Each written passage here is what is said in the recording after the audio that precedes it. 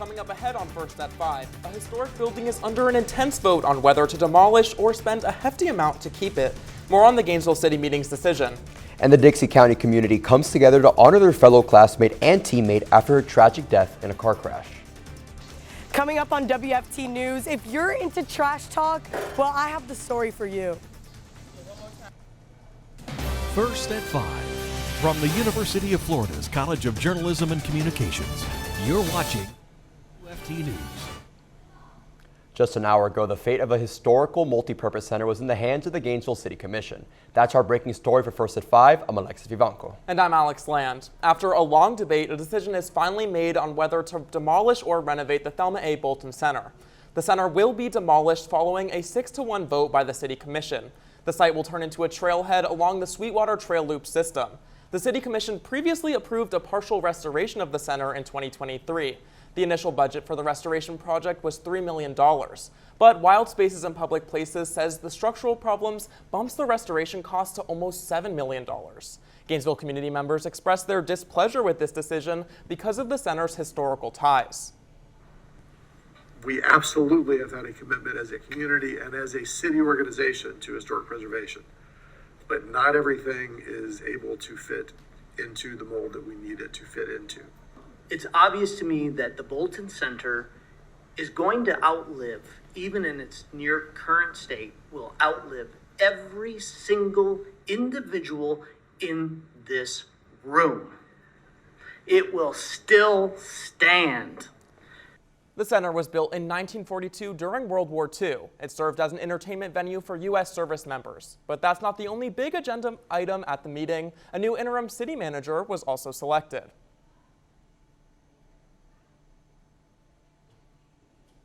Organization to historic preservation. But not everything is able to fit into the mold that we need it to fit into. It's obvious to me that the Boltin Center is going to outlive, even in its near as the interim current city state, manager. will outlive every single around local government. He's replacing Cynthia Curry, who announced she's resigning from her position as city manager. Persons begin starting October 21st. The City Commission also heard concerns about the dissolving of RTS bus routes. Mayor Harvey Ward did not discuss RTS buses because it wasn't on the meeting's agenda, but he says the city budget will include bringing in those services in-house. And for our Spanish-speaking audience, RTS route cuts is just one of the top stories our sister station, Noticias WUFT, is working on for you. Join them right here at noon every Sunday for stories directly impacting the Hispanic community in North Central Florida. After the death of a 16-year-old volleyball student, her team is grieving and canceled their game tonight in her honor. Savannah Langford lost her life in a car crash on Tuesday. The Florida Highway Patrol says she was driving on U.S. Highway 19 when she crashed into an improperly parked semi-truck, which was blocking the lane. She was a part of the Lady Bears volleyball program at a Dixie County middle high school. To honor Langford, the school is wearing purple tomorrow in tribute for her 17th birthday. And almost 5 hours ago, the Putnam County Sheriff's Office announced a lockdown at St. John's River State College. On their Facebook page, they advised all students to stay away from the Palatka campus. Earlier, PCSO searched the area for a man armed with a knife.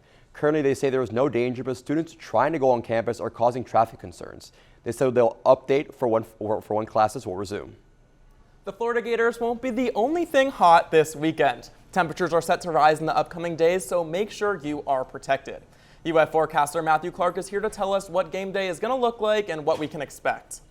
Yeah, that fake fall weather isn't going to last for too much longer. We are going to continue to heat up into this weekend, but we did wake up in the 60s this morning here in North Central Florida, 66 in Gainesville, and in the lower 60s, 63 in Live Oak and Lake City. So it was a little bit fall-like this morning, but we have heated up into the 90s this afternoon, 92 in Gainesville, 91 over in Ocala. So we have heated up quite nicely, pretty typical for a September summertime day. Overlooking that campus cam, 92 degrees over on our campus. Humidity a little bit lower though, 43%. Same thing with the dew point, a little bit lower, so it's a little bit less humid than it normally is outside, but still plenty of blue skies and lots of sunshine. And it's thanks to this stationary frontal boundary that was over our area this past weekend, but it has moved its way further down to the south, bringing in lots of showers and lots of clouds to South Florida, but keeping us nice and dry and sunny for North Central Florida. It's going to remain that way as we head into the rest of tonight. Temperature is not going to drop off too badly. We're going to be in the lower 80s, upper 70s as we head into tonight. Mostly clear skies, but coming up, I'll have your check in on the tropics and what you can expect for your game day forecast. And covering top stories in Marion County, voters in Ocala are gearing up for a special election to select the city's next mayor and commissioners. Mayor Ben Marciano is being challenged by 20-year-old Zachy Feliciano in the nonpartisan race. Marciano replaced former Mayor Kent Gwynn when he ran unopposed in 2023. Voters will also head to the polls to select commissioners for the district's 1, 3, and 5 seats. Early voting gets underway September 11th, and Election Day is on September 16th. Marion County Public Schools will once again begin randomly searching middle and high school campuses for weapons, illegal drugs, and contraband items. School administrators, local law enforcement, and canine units will be conducting the searches. If a canine alerts a bag, the student will be checked with a metal detector and a parent will be called if an item is found. Marion County's Code of Student Conduct has more information on the procedure of the searches. And Ocala leaders are working to make traveling downtown just a little bit easier on the weekends. Ocala Main Street has launched a trolley service. The OMS trolley will run throughout a 3-block area in the historic district of downtown. Volunteer drivers will provide pickup and drop-off services, and routes will expand when the downtown market is hosting an event. The trolley service takes place on Friday and Saturday evenings from 6 to 8:30 p.m. You can find the full list of stops on our website at WFT.org. Alachua County now offers free tours of their solid waste and recovery department. WUFT's Eva Garcia visited the facility and tells us its goal: educate the public to keep beautiful springs and vast swamps safe from contamination. Behind me is the Solid Waste and Resource Recovery Department, where you can come and get your very own tour to see how you can practice sustainability in Alachua County. About 800 tons a day. That's how much waste this facility takes in on the average. That's a lot of waste. According to Florida's annual recycling report, Alachua County is ranked 5th in the state. We allow residential drop-off. Waste alternative specialist Jennifer Bryan helps educate people in hopes of maintaining the ranking. The point is to keep the aquifer, to keep the resources that we have clean and sustainable for generations. The department says proper disposal of trash is key. If they're not sure how they should dispose of something, they should call us. Hazardous waste coordinator Joshua Prouty says the Sunshine State thrives off of sustainable citizens. Florida depends on groundwater for its drinking water, and we also depend on our infrastructure to keep things moving all the time. If you live in Alachua County and you need to drop off your waste, well, Levita Brown Environmental Park and Transfer Station just might be the place for you.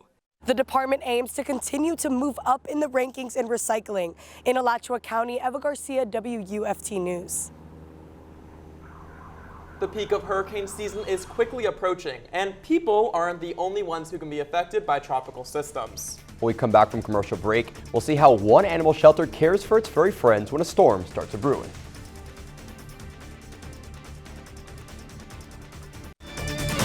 You're watching WUFT-TV News. Some often forgotten members of the community during hurricanes and tropical storms are animal shelters and the pets that call them home.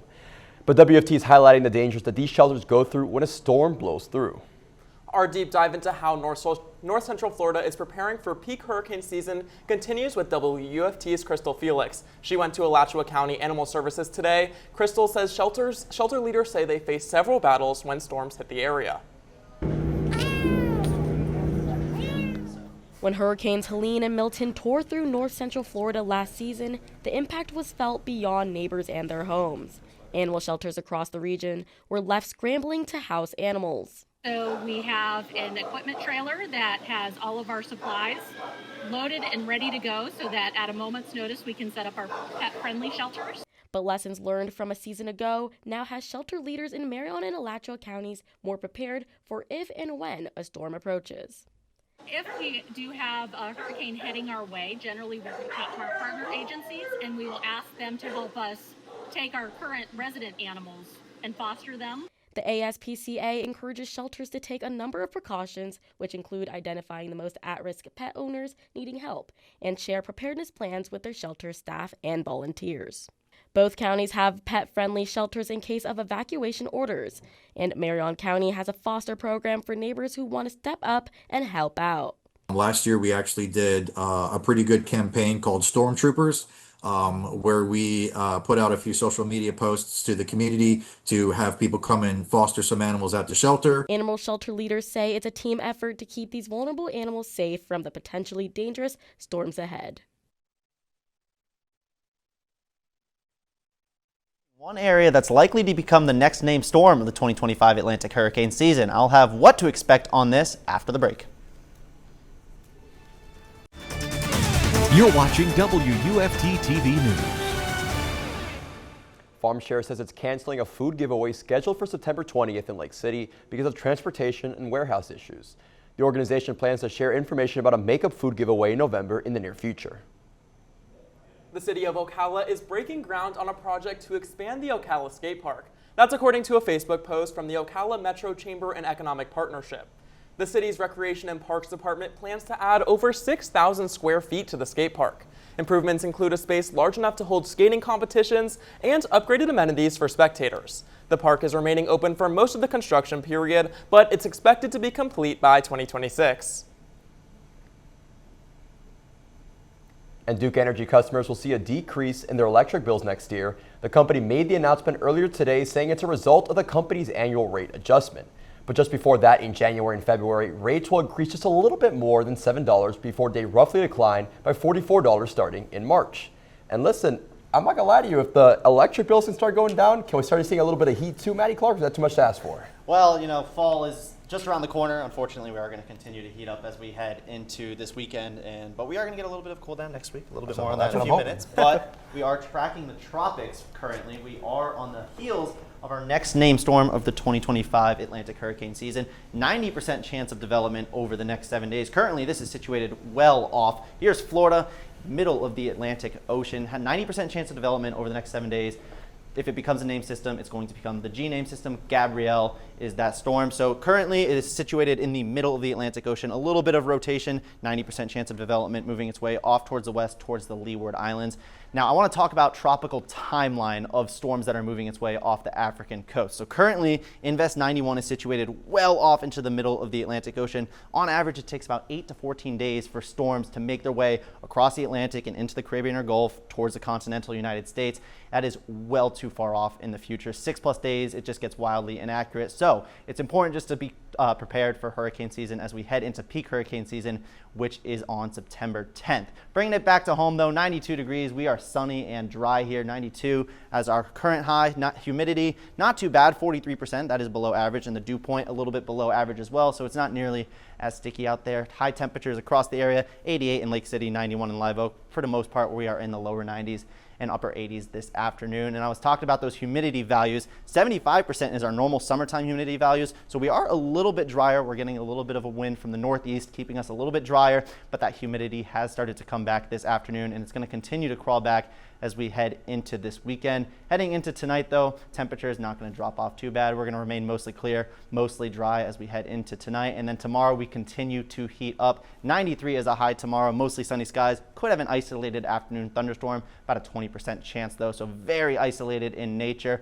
And it's all a part of this stationary boundary that we've been tracking for most parts of the past week. This past weekend, it was situated over our area, but it has since moved its way down to the south, sitting across South Florida, bringing in lots of rain and clouds to South Florida, but keeping us dry and sunny in north central Florida. That's what's really been dictating our weather pattern over the past couple of days. As we head into this weekend, though, waking up on Friday, we're going to be in the 70s around 8 a.m. And as we head into tomorrow afternoon, those hot temperatures are going to be coming back. 93 is a forecast high tomorrow. We're going to be in the lower 90s across most of north central Florida as well, with rain chances being very limited, about 20%. As we head into Saturday afternoon, this is noon, could have an isolated shower or storm to the east near Putnam County, near Palatka, as well as Saturday at 3 o'clock. These storms could start bubbling up, very typical afternoon thunderstorms, and the best chance of rain on Saturday is Saturday evening, around 7 o'clock, but mainly off to our west along the Gulf Coast. Hot temperatures for our Saturday in the swamp, 95 as a forecast high for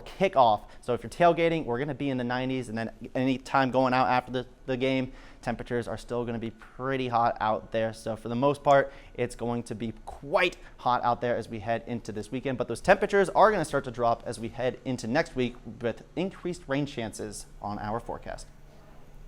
Coming up after the break, WUFT reporter Heather McKenzie is live with WRUF beat reporter David Lopez ahead of Florida's soccer matchup tonight.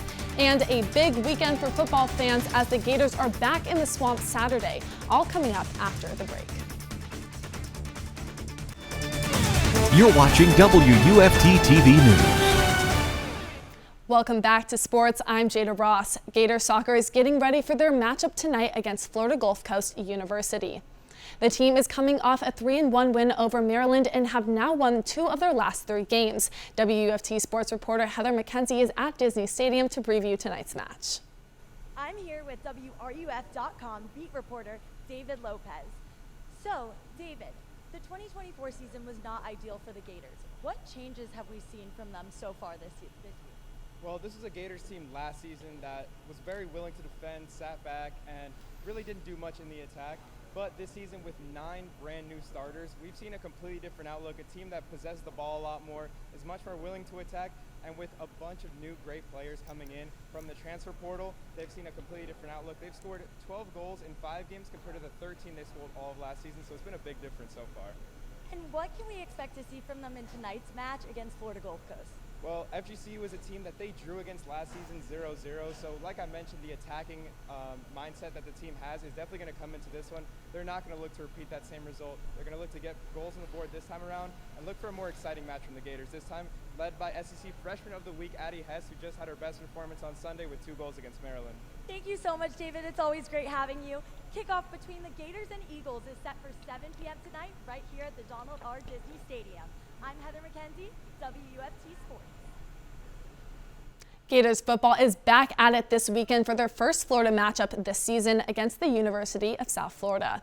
Last Saturday, USF took down number 25 Boise State 34-7. It was the Bulls' first ranked win since 2016. USF quarterback Byron Brown scored a 23-yard rushing touchdown, and a trick punt play from the Bulls landed a 45-yard touchdown against the Broncos. USF will certainly be a more competitive opponent than Long Island University, whom the number 13 Gators blanked 55-0 Saturday. The last time the Gators and the Bulls faced off, Florida grabbed a narrow 31-28 win. Still with football, almost a year ago today, Florida's fans were calling for Scott Strickland's head after the Gators started at 20-24 with a 1-2 record. But now it appears Strickland is here to stay.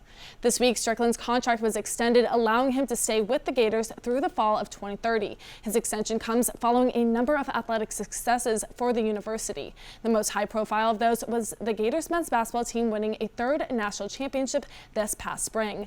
Football head coach Billy Napier was asked about Strickland and his contributions to university athletics.